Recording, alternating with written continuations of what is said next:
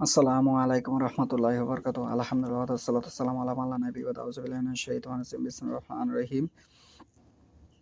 বাল্লিগু আন্নী ওয়ালাউ আয়া, আমার পক্ষ থেকে হাদিস জানাতে বলছি। আজকের বক্তব্যের বিষয় হলো ঈসা সাল্লাল্লাহু আলাইহি সাল্লাম দুনিয়াতে আসবেন।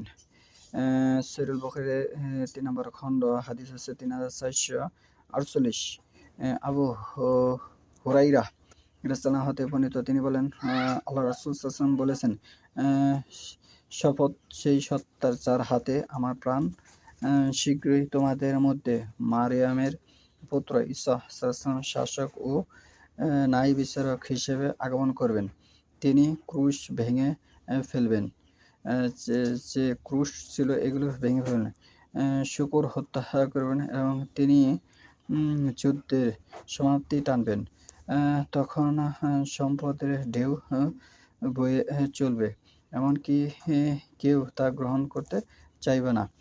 তখন আল্লাহকে একটি সিজদা করা তামাম দুনিয়া এবং তার মধ্যকার সমস্ত সম্পদ হতে অধিক মূল্যবান বলে গণ্য হবে।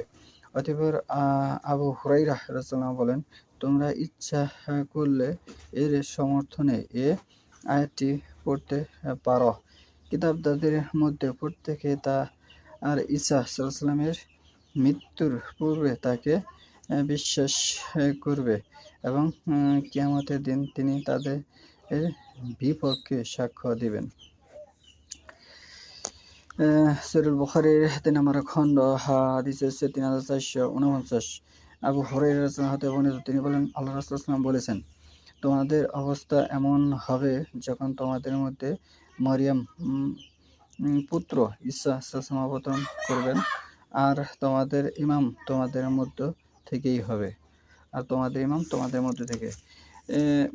মরিয়মের পুত্র ঈসা সাল্লাল্লাহু আবার দুনিয়াতে আসবেন এবং তিনি ক্রুশ ভেঙে ফেলবেন, শূকর হত্যা করবেন। শূকর বলতে অন্যান্য হাদিসের দ্বারা বোঝানো হয়েছে, অন্যান্য বিষয়ে আরও এসেছে বিস্তারিত। ক্রুশ ভেঙে ফেলবেন মানে এটা অন্যান্য হাদিসে বিস্তারিত এসেছে। এগুলো আপনারা গবেষণা করুন, বুঝুন, তাহলেই আপনি বুঝতে পারবেন। সুবহানাল্লাহ মা বান্দার সাথে আস্তাগফিরুল্লাহ।